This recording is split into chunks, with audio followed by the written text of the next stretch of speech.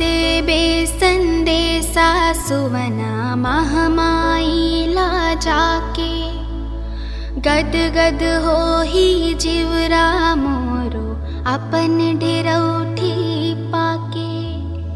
बछर भर ले करवा गोरा आवत है नारतिया।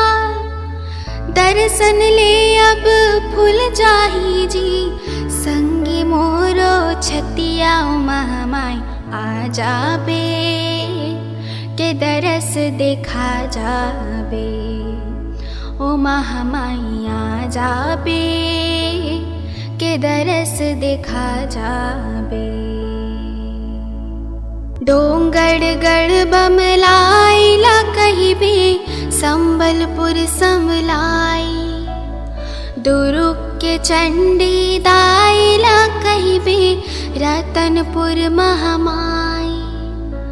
दंतेवाड़ा दंतेश्वर कहिबे आवत है नारतिया।